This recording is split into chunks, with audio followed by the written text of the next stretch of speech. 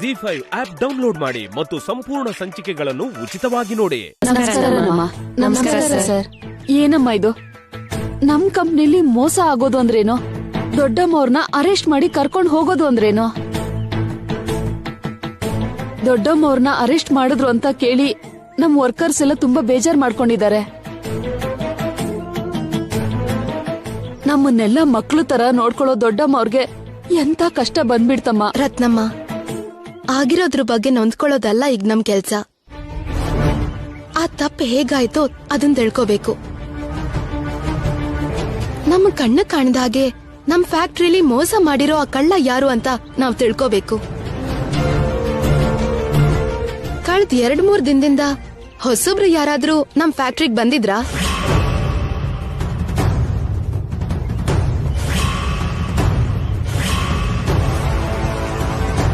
ಅವ್ರ ವರ್ತನೆ ಏನಾದ್ರೂ ಅನುಮಾನವಾಗಿತ್ತ? ಒಂದ್ಸಲ ಎಲ್ರೂ ನೆನ್ಪು ಮಾಡ್ಕೊಳ್ಳಿ.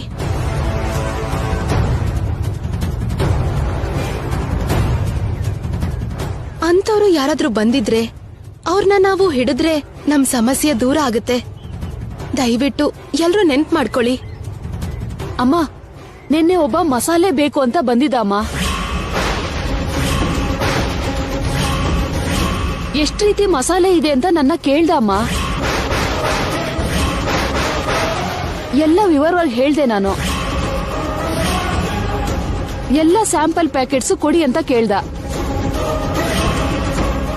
ನಾನ್ ಹೋಗಿ ಸ್ಯಾಂಪಲ್ ಪ್ಯಾಕೆಟ್ ತರೋಷ್ಟ್ರಲ್ಲಿ ಅವ್ನು ಹೊರಟೋಗಿದ್ದ ಅಮ್ಮ.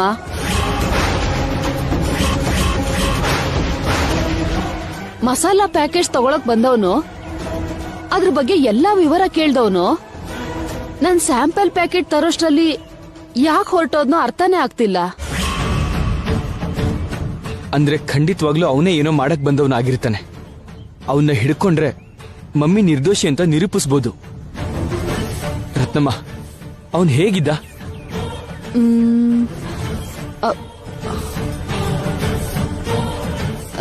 ಹೇಗಿರ್ತಾನೆ ಅಂತ ಹೇಳೋಕ್ ಆಗೋದಿಲ್ಲ ಸರ್, ಆದ್ರೆ ನೋಡಿದ್ರೆ ಗುರ್ತು ಹಿಡಿತೀನಿ. ಹಾಗಾದ್ರೆ ಹೋಗಿ ನಮ್ CCTV ಫುಟೇಜ್ ನೋಡೋಣ ಬನ್ನಿ. ನಿನ್ನೆಯಿಂದ ನಮ್ಮ ಆಫೀಸಲ್ಲಿ CCTV ವರ್ಕ್ ಮಾಡ್ತಾ ಇಲ್ಲ ಸರ್.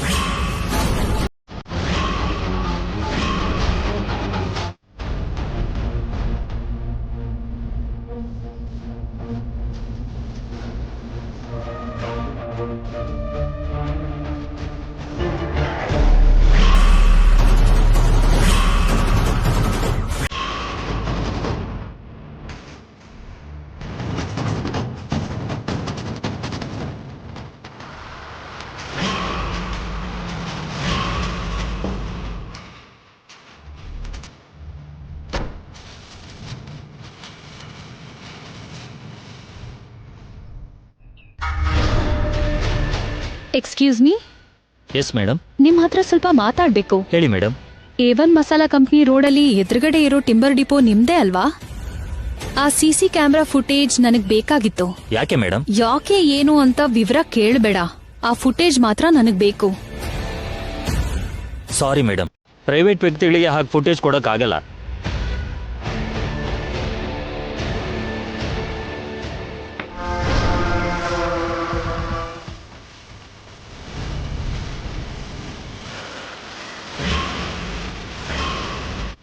ದುಡ್ಡು ಕೊಟ್ರು ಆಗಲ್ವಾ?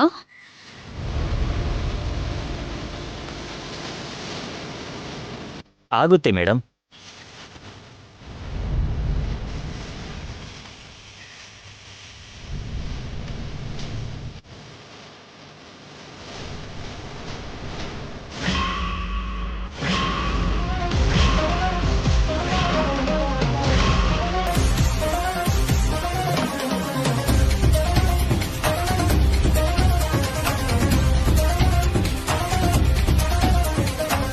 ಅವತ್ತು ರೆಕಾರ್ಡ್ ಆಗಿರೋ ಫುಟೇಜ್ ಎಲ್ಲ ಈ ಪೆನ್ ಡ್ರೈವ್ ಅಲ್ಲಿ ಕಾಪಿ ಮಾಡಿದ್ದೀನಿ ಮೇಡಮ್, ತಗೊಳ್ಳಿ ಮೇಡಮ್.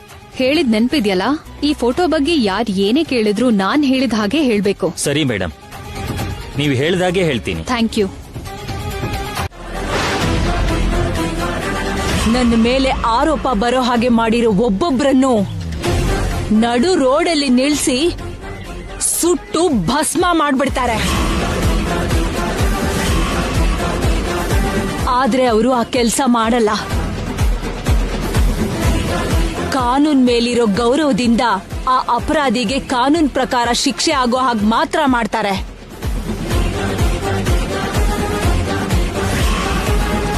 ಅವರಿಗೆ ಎಷ್ಟೇ ಶಿಕ್ಷೆ ಆದ್ರೂ ನೀವು ಪಡ್ತಾ ಇರೋ ಈ ನೋವು ಮಾತ್ರ ಹೋಗಲ್ವಲ್ಲ ಅತ್ಗೆ. ಜೊತೆಗೆ ಆನಂದ ಗಜಪತಿ ವರ್ಮಾ ಅವ್ರ ಹೆಂಡತಿನ ಅರೆಸ್ಟ್ ಮಾಡಿದ್ರು ಅಂತ 4 ಜನ ಮಾತಾಡ್ಕೊಂಡ್ರೆ ಎಷ್ಟು ಅವಮಾನ ಆಗತ್ತೆ. ನಾಳೆ ಎಲ್ರೂ ಮುಂದೆ ತಲೆ ಎತ್ಕೊಂಡು ತಿರ್ಗಕ್ಕಾಗತ್ತಾ? ತಿರುಗ್ತೀನಿ.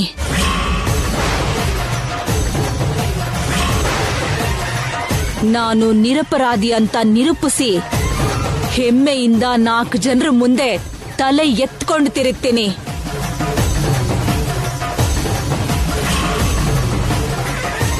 ಪಾಪ ನೀವ್ ನನ್ ಮೇಲೆ ಸಹಾನುಭೂತಿ ತೋರಿಸಿ ಮತ್ತೆ ನಮ್ ಕುಟುಂಬಕ್ಕೆ ಹತ್ರ ಆಗ್ಬೇಕು ಅಂತ ಆಸೆ ಇಟ್ಕೊಂಡ್ ಬಂದಿದ್ದೀರಾ ಅನ್ಸತ್ತೆ. ನಿಮ್ ಸಹಾನುಭೂತಿ ನನಗೆ ಅಗತ್ಯ ಇಲ್ಲ. ನಿಮ್ಮ ಕರುಣೆ ಕೂಡ ನನಗೆ ಅಗತ್ಯ ಇಲ್ಲ.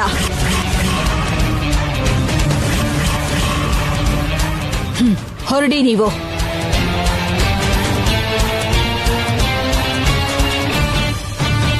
ಏನ್ ಹಾಗ್ ನೋಡ್ತಾ ನಿಂತಿದ್ದೀರಾ? ಹೊರಡಿ. ನಡಿಯೇ, ಹೋಗಿ ಅಂತ ಹೇಳ್ತಿದಾರಲ್ಲ, ನಡಿ.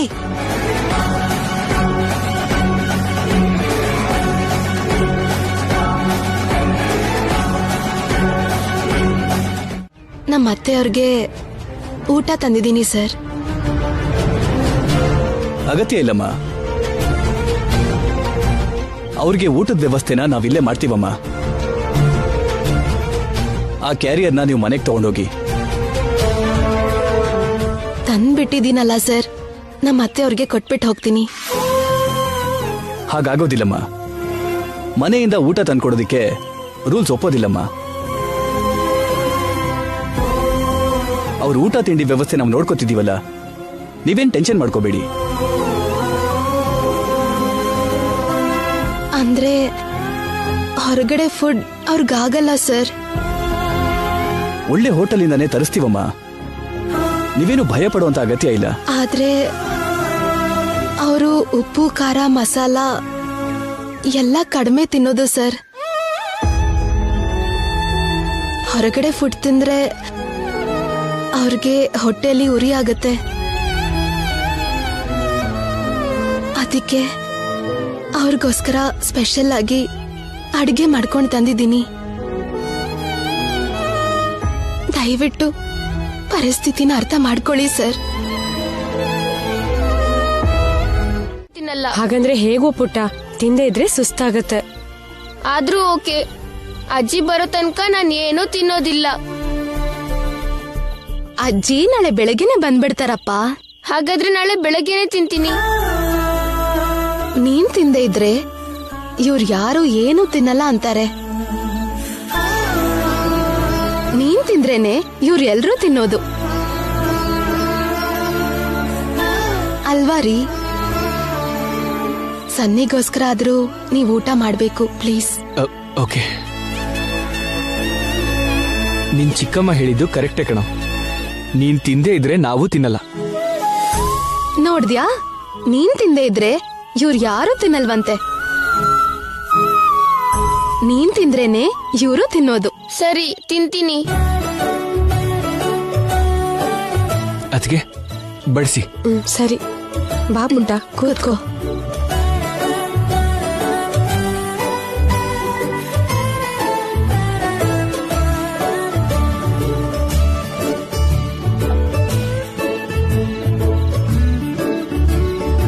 ಅಜ್ಜಿ ಇದ್ದಿದ್ರೆ ನನ್ಗೆ ತಿನ್ಸೋವಾಗ ಕತೆ ಹೇಳ್ತಿದ್ರು.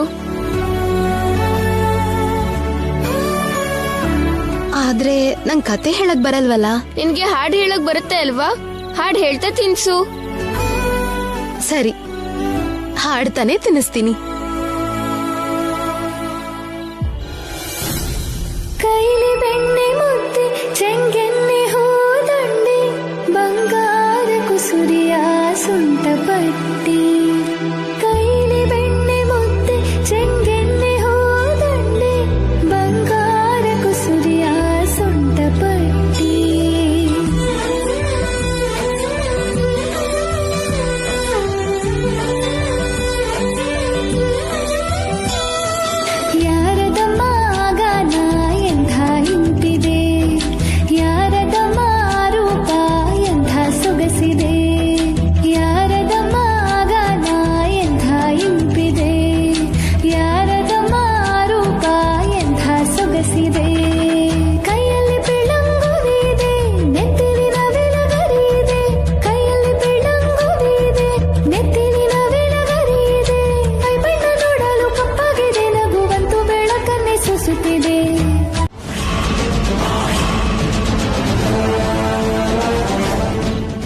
ಮೋಸ ಮಾಡಿ ಅತ್ತೆನ ಅರೆಸ್ಟ್ ಮಾಡಿಸಿದವ್ರಿಗೆ ಸರಿಯಾದ ಶಿಕ್ಷೆ ಸಿಗೋ ಹಾಗೆ ಮಾಡ್ತೀನಿ.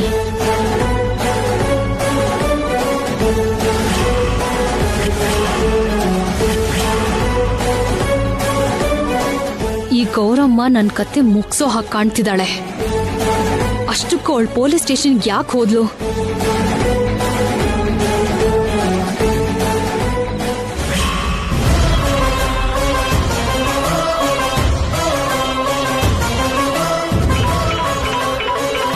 ಏನಿದು, ಐಶ್ವರ್ಯ ಈ ಟೈಮಲ್ಲಿ ಫೋನ್ ಮಾಡ್ತಾ ಇದ್ದಾಳೆ? ಶ್ಯಾಮನ್ನ ಹೊರಗೆ ಹಾಕಿದ್ರು ಅಂತ ಗುಡ್ ನ್ಯೂಸ್ ಹೇಳ್ತಾಳೇನೋ. ಮಾತಾಡು ಮಾತಾಡು. ಹಲೋ, ಬುದ್ಧಿ ಇದ್ಯಾ ನಿಮ್ಗೆ? ಸ್ವಲ್ಪನಾದ್ರೂ ಕಾಮನ್ ಸೆನ್ಸ್ ಇದ್ಯಾ?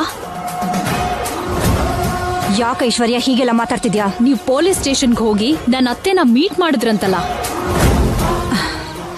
ಅಂದ್ರೆ ಅದು ಆವತ್ತು ನಮ್ಮನ್ನ ಮನೆಯಿಂದ ಹೊರಗೆ ಹಾಕಿ ನಿಮ್ಮತ್ತೆ ನಮ್ಗೆ ಅವಮಾನ ಮಾಡಿದ್ರಲ್ಲ. ಅವಮಾನ ಮಾಡಿದ್ರೆ ಈಗ ಅವರು ಪೊಲೀಸ್ ಸ್ಟೇಷನ್ ಅಲ್ಲಿ ಇರೋದಕ್ಕೆ ಅವ್ರಿಗೆ ಎಷ್ಟು ಅವಮಾನ ಆಗಿದ್ಯೋ ಅಂತ ನೋಡೋದಕ್ಕೆ ಹಾಗೆ ನೋಡ್ಕೊಂಡ್ ಬರೋಣ ಅಂತ ಹೋಗಿದ್ದೆ. ಪಡ್ಕೋಬೇಕು ನಿಮ್ ಬುದ್ಧಿಗೆ. ನೀವ್ ಅಲ್ಲಿಗೆ ಹೋಗಿದ್ರಿಂದಾನೇ ಶ್ಯಾಮಗೆ ನಿಮ್ ಮೇಲೆ ಅನುಮಾನ ಬಂದಿದೆ ಗೊತ್ತಾ? ನಿಮ್ ಮೇಲ್ ಅನುಮಾನ ಬಂದ್ರೆ ಆಟೋಮೆಟಿಕ್ ಆಗಿ ನನ್ ಮೇಲ್ ಕೂಡ ಅನುಮಾನ ಬರೋ ಚಾನ್ಸ್ ಇದೆ. ಆ ಅನುಮಾನ ಕಳಿಯೋದಕ್ಕೆ ಅವಳು ಇನ್ವೆಸ್ಟಿಗೇಷನ್ ಶುರು ಮಾಡಿದ್ಲು ಅಂದ್ರೆ ನನ್ ಬಂಡಾರ ಪೂರ್ತಿ ಹೊರಗ್ ಬರುತ್ತೆ. ನಾವು ಹೋಗಿ ಜೈಲ್ ಪಾಲಾಗ್ತೀವಿ. ಇನ್ಯಾವತ್ತೂ ನನಗೆ ಹೇಳ್ದೆ ಈ ತರ ಕೆಲ್ಸ ಮಾಡಬಾರ್ದು. ಅರ್ಥ ಆಯ್ತಾ? ಓಕೆ ಐಶ್ವರ್ಯ. ಇದೇನ್ ಮಮ್ಮಿ, ವಿಷಯ ಹೊರಗ್ ಬಂದ್ರೆ ನಾವು ಕೂಡ ಜೈಲಿಗೆ ಹೋಗ್ಬೇಕಾ? ನಾವ್ಯಾಕೆ ಜೈಲಿಗೆ ಹೋಗ್ತೀವಿ? ಆ ಪ್ಲಾನ್ ಮಾಡಿದ್ದು, ಅವ್ರ ಹತ್ರ ಮಾತಾಡಿದ್ದು, ಫ್ಯಾಕ್ಟ್ರಿಲಿ ಬೆರ್ಕೆ ಮಾಡಿದ್ದು ಎಲ್ಲ ಐಶ್ವರ್ಯನೇ ಅಲ್ವಾ? ಅವಳೊಬ್ಳೆ ಹೋಗ್ತಾಳೆ ಜೈಲಿಗೆ.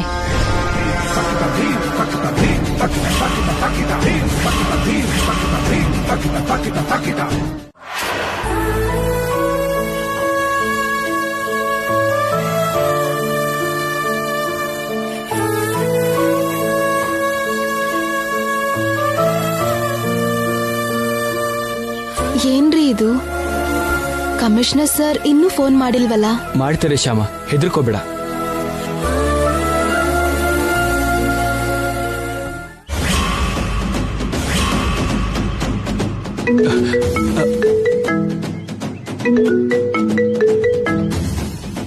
ಇಲ್ಲಿ ನೋಡು, ಕಮಿಷನರ್ ಸರೇ ಮಾಡ್ತಿದ್ದಾರೆ. Hello sir. ಹಲೋ ಅಖಿಲ್ ಅವರೇ, ಹೇಳಿ ಸರ್. ಹಾಗೆ ಬೆರಕೆ ಮಾಡೋ ಗ್ಯಾಂಗ್ಸ್ ಅಂದರೆ ಸಿಟಿಲಿ 7 ಗ್ಯಾಂಗ್ಸ್ ಇವೆ ಸರ್. ಆ 7 ಗ್ಯಾಂಗಲ್ಲಿರೋ ಮೆಂಬರ್ಸ್ಗೆ ಸಂಬಂಧಪಟ್ಟಿರೋ ಡೀಟೇಲ್ಸು ಅವ್ರ ಫೋಟೋಗಳನ್ನ ನಿಮಗೆ ಕಳಿಸೋದಕ್ಕೆ ನಮ್ಮ PAಗೆ ಹೇಳಿದ್ದೀನಿ ಸರ್.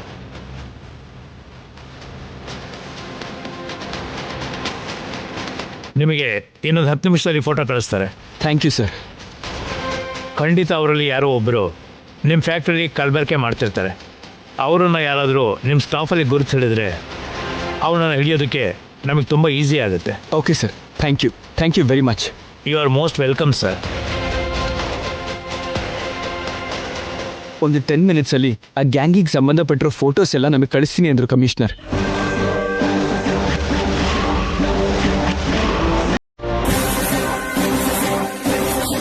ಆ ಫೋಟೋನ ನೋಡಿ ನಮ್ಮ ಫ್ಯಾಕ್ಟ್ರಿಲಿ ಬೆರಕೆ ಮಾಡಿದವ್ರು ಯಾರೋ ನಾವು ಈಸಿಯಾಗಿ ಕಂಡು ಹಿಡಿಬೋದು. ನಾನ್ ಕೆಲ್ಸ ಹೇಳ್ದೋನ್ ಫೋಟೋ ಕೂಡ ಆ ಲಿಸ್ಟಲ್ಲಿದ್ರೆ ಅವನು ಸಿಕ್ ಬೀಳ್ತಾನೆ. ಅವನ್ ನಿಜ ಹೇಳಿದ್ರೆ ನಾನ್ ಸಿಕ್ ಬೀಳ್ತೀನಿ. ಅರ್ಜೆಂಟ್ ಆಗಿ ಅವನಿಗೆ ಓಡ್ ಹೋಗಕ್ ಹೇಳ್ಬೇಕು. ರತ್ನಮ್ಮ, ಈ ಸಿಟಿಲಿ ಈ ತರ ಕೆಲಸ ಮಾಡೋರ್ ಫೋಟೋನೆಲ್ಲ ಕಮಿಷನರ್ ಅವರು ನಮಗ್ ಕಳ್ಸಿದ್ದಾರೆ. ಈ ಫೋಟೋಸ್ ಅಲ್ಲಿ ಅವತ್ತು ನಮ್ ಫ್ಯಾಕ್ಟ್ರಿಗೆ ಬಂದವ್ರ ಫೋಟೋ ಕೂಡ ಇದ್ಯಾ ಅಂತ ನೋಡು. ಸರಿನಮ್ಮ.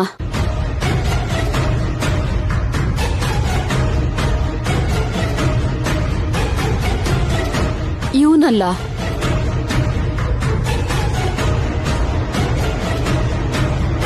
ಇವನು ಅಲ್ಲಮ್ಮ.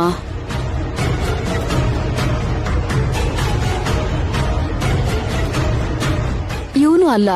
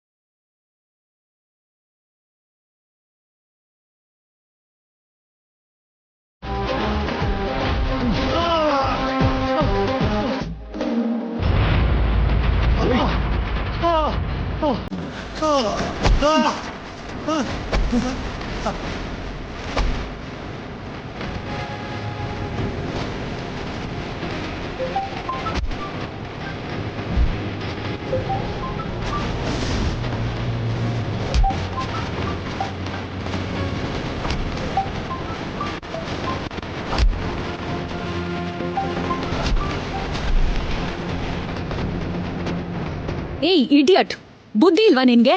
ಅವಾಗಿಂದ ಫೋನ್ ಮಾಡ್ತಾ ಇದ್ದೀನಿ, ರಿಸೀವ್ ಮಾಡಕ್ಕಾಗಲ್ವಾ?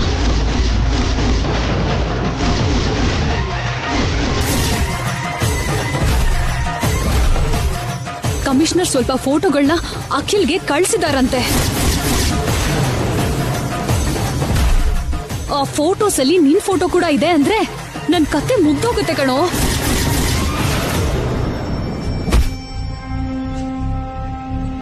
ನಾನೇ ನನ್ನ ಅತ್ತೆನ ಅರೆಸ್ಟ್ ಮಾಡಿಸಿರೋ ವಿಷಯ ಹೊರಗ್ ಬರುತ್ತೆ. ಯಾವ್ದಕ್ಕೂ ನೀನು ಸ್ವಲ್ಪ ದಿನ ನೀನೆಲ್ಲಾದ್ರೂ ಓಡ್ ಹೋಗು. ಓಡ್ ಹೋಗೋ ಅವಕಾಶ ಇಲ್ಲ ಅಕ್ಕ.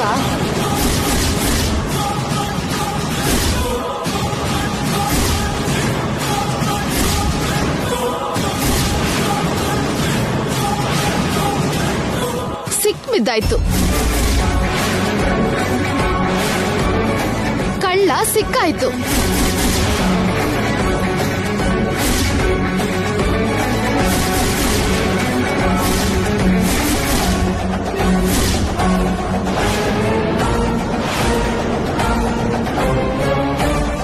ದೇವ್ರೆ, ಶ್ಯಾಮಗೆ ವಿಷಯ ಗೊತ್ತಾಗ್ಬಿಡ್ತು.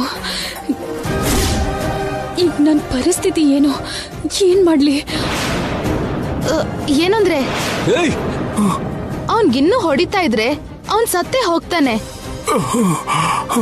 ಇವನ್ನ ಎಳ್ಕೊಂಡ್ ಹೋಗಿ ಪೊಲೀಸ್ ಸ್ಟೇಷನ್ ಅಲ್ಲಿ ನಿಲ್ಸ್ಬೇಕು.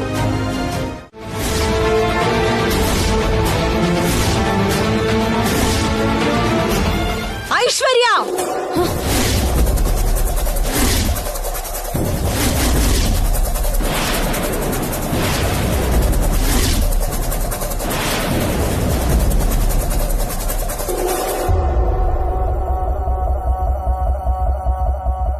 ಐಶ್ವರ್ಯ,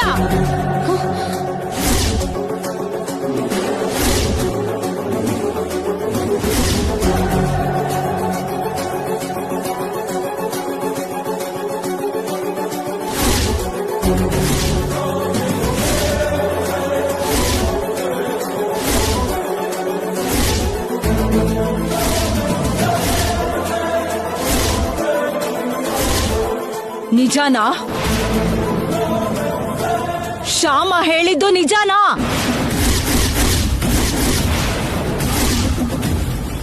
ನಾನ್ ಅರೆಸ್ಟ್ ಆಗೋದಕ್ಕೆ ಕಾರಣ ನೀನಾ?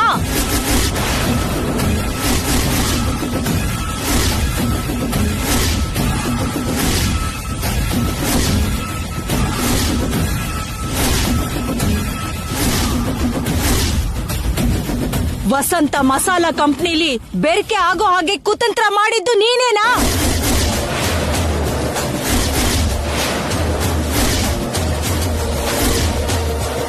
ಇಷ್ಟು ದಿವಸ ನಿಮ್ಮ ಮಾವನವರು ಇಲ್ಲಿ ಸಂಪಾದನೆ ಮಾಡಿರೋ ಹೆಸರು, ಪ್ರಖ್ಯಾತಿ, ಕೀರ್ತಿ, ಪ್ರತಿಷ್ಠೆ ಮಣ್ಣು ಪಾಲ ಆಗೋ ಹಾಗೆ ಮಾಡಿದ್ದು ನೀನೇನಾ?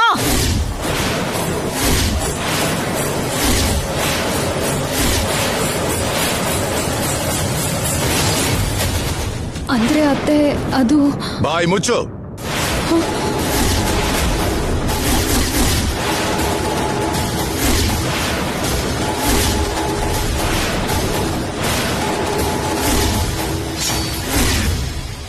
ನಿಮ್ ಮತ್ತೆ ನೀನ್ ಅರೆಸ್ಟ್ ಮಾಡಿಸಿ ತಪ್ಪು ಮಾಡಿದ್ದು ಅಲ್ದೆ ಇನ್ನೂ ಅದನ್ನ ಸಮರ್ಥನೆ ಮಾಡ್ಕೋತಿದ್ಯಾ?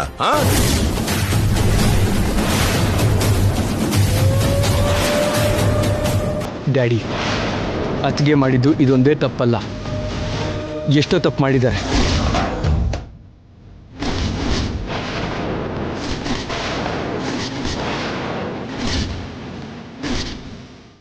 ಫ್ಯಾಕ್ಟ್ರಿಲಿ ಕೆಲಸ ಮಾಡೋ ರತ್ನಮ್ಮನ ಕೆಲಸ ಹೋಗೋದಕ್ಕೆ, ರತ್ನಮ್ಮ ಆತ್ಮಹತ್ಯೆ ಪ್ರಯತ್ನ ಮಾಡೋದಕ್ಕೆ ಕಾರಣ ಅತ್ತಿಗೆನೆ.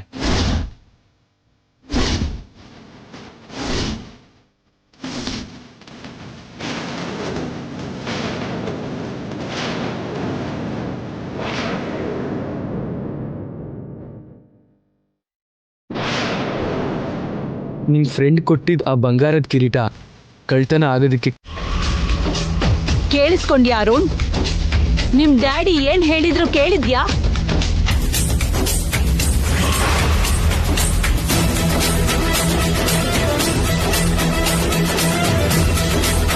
ಈ ರೀತಿ ಮನುಷ್ಯರಿಗೆ ಎಂಥ ಶಿಕ್ಷೆ ಕೊಡ್ಬೇಕೋ ನೀನೇ ಹೇಳೋ.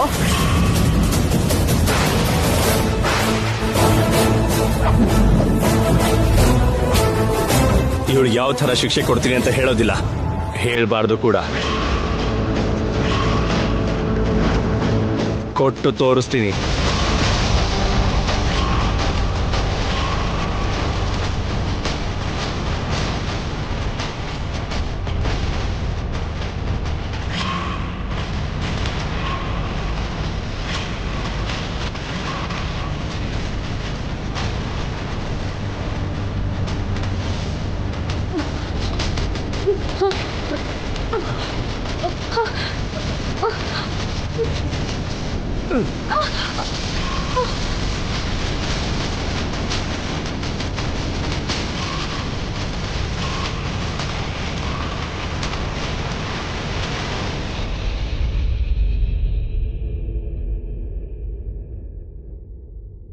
ಮತ್ತೆ ಈ ಮನೆಗೆ ಕಾಲಿಡೋ ಅರ್ಹತೆ ಕೂಡ ನಿನಗಿಲ್ಲ.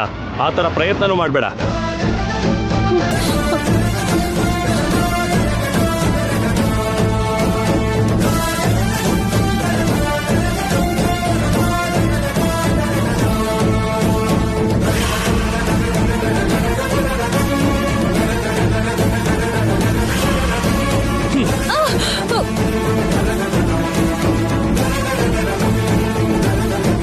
ಯಾವ್ದೋ ಹಳ್ಳಿ ಮೂಲೆಯಲ್ಲಿ ಹುಟ್ಟು ಬೆಳ್ದಿರೋ ಹಳ್ಳಿ ಗಮಾರು ನೀನು. ಆದ್ರೆ ನಾನು ಸಿಟಿಲೇ ಹುಟ್ಟು ಬೆಳ್ದಿರೋ ಇಂಟೆಲಿಜೆಂಟ್ ಹುಡುಗಿ.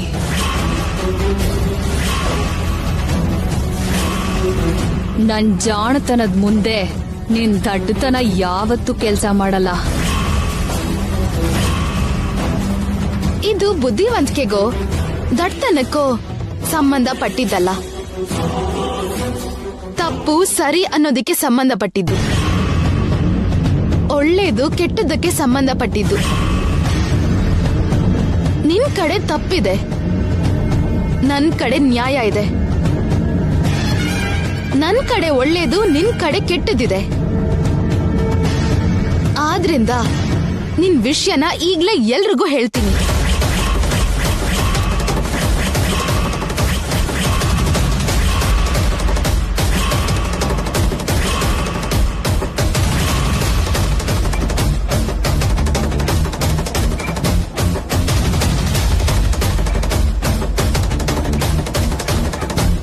ಇವಳನ್ನ ಇಷ್ಟು ಹೆದರ್ಸಿದ್ರು ಕೂಡ ಹೇಳ್ತೀನಿ ಅಂತಾನೆ ಅಂತಿದ್ದಾಳಲ್ಲ.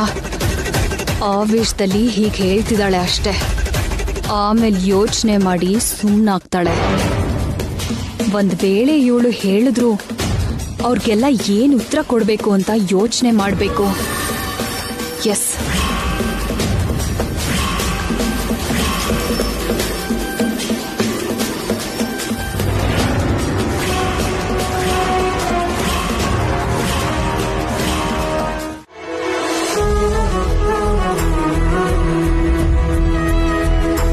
ಅಕ್ಕ ತಂಗಿರ್ ಮಧ್ಯೆ ಯಾವ ಸಮಸ್ಯೆನೂ ಬರ್ದೇ ಇರ್ಬೇಕು. ಒಬ್ಬರ ವಿಷಯದಲ್ಲಿ ಇನ್ನೊಬ್ರು ಯಾವ ಅಸೂಯೇನೂ ಪಡ್ದೆ, ಯಾವ ತಪ್ಪು ಮಾಡದೆ ಇರಬೇಕು.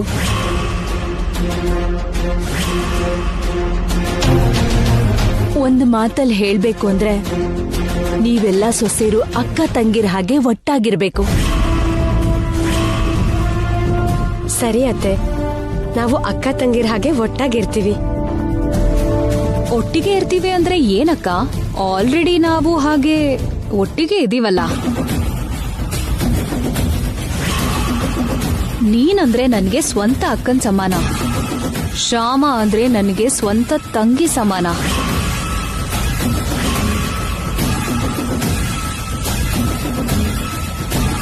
ಹೌದಲ್ವಾ ಅಕ್ಕ? ಹಾ ಹೌದು ಹೌದು. ಮಾವ, ನಾಳೆ ಬೆಳಿಗ್ಗೆ ನಾವೆಲ್ರೂ ಮಲ್ಲಿಕಾರ್ಜುನ್ ಸ್ವಾಮಿ ದೇವಸ್ಥಾನಕ್ಕೆ ಹೋಗ್ಬೇಕು. ನಾವ ಕೇಸಿಂದ ಹೊರಗ್ ಬಂದ್ರೆ ಅಭಿಷೇಕ ಮಾಡಿಸ್ತೀನಿ ಅಂತ ಹರಕೆ ಹೊತ್ತಿದ್ದೆ. ನಾಳೆನೇ ಹೋಗಿ ಆ ಹರಕೆ ತೀರಿಸ್ಬೇಕು. ಆಗ್ಲಮ್ಮ, ಎಲ್ರೂ ಒಟ್ಟಿಗೆ ಹೋಗೋಣ. ಎಲ್ರೂ ಹೋಗ್ಬೇಕಂದ್ರೆ ಕಷ್ಟ ಡ್ಯಾಡಿ. ನಾಳೆ ಅರುಣ್ಗೂ ನನಗೂ ಮೀಟಿಂಗ್ ಇದೆಯಲ್ವಾ, ಅದಕ್ಕೆ ಬರೋದಕ್ಕಾಗಲ್ಲ. ಹೌದಲ್ವಾ? ಓಕೆ, ನಾವೇ ಹೋಗಿ ಬರ್ತೀವಿ. ಅಲ್ಲಮ್ಮ, ಮಲ್ಲಿಕಾರ್ಜುನ ಸ್ವಾಮಿ ದೇವಸ್ಥಾನದ ಪಕ್ಕ ಬೆಟ್ಟದ ಮೇಲೆ ವೆಂಕಟೇಶ್ವರ ಸ್ವಾಮಿ ದೇವಸ್ಥಾನ ಇರ್ಬೇಕಲ್ಲ, ಹೋಗಿ ದರ್ಶನ ಮಾಡಿ ಬಂದ್ರೆ ಒಳ್ಳೇದು ಅಂತಾರಲ್ಲ. ಹೌದು ಮಾವ, ತುಂಬಾ ಒಳ್ಳೇದು ಅಂತಾರೆ. ಒಳ್ಳೇದಾದ್ರೂ ಸರಿ, ನೀವ್ ಮಾತ್ರ ಬೆಟ್ಟ ಹತ್ತಿ ಹೋಗಕ್ಕೆ ನಾನ್ ಮಾತ್ರ ಒಪ್ಪಲ್ಲ. ನಿಮ್ ಆರೋಗ್ಯ ಹೀಗಿರುವಾಗ ನೀವ್ ಬೆಟ್ಟ ಗುಡ್ಡ ಹತ್ಬಾರ್ದು ಅಂತ ಡಾಕ್ಟ್ರೇ ಹೇಳಿದಾರಲ್ಲ. ನೀವ್ ಸ್ವಲ್ಪ ದೂರ ನಡೀತಿದ್ದ ಹಾಗೆ ನೀವು ಸುಸ್ತಾಗ್ಬಿಡ್ತೀರಾ. ಹಾಗೇನಾದ್ರೂ ಸುಸ್ತಾದ್ರೆ ಬೆಟ್ಟ ಹತ್ತೋದ್ ನಿಲ್ಸ್ತೀನಿ ಬಿಡು.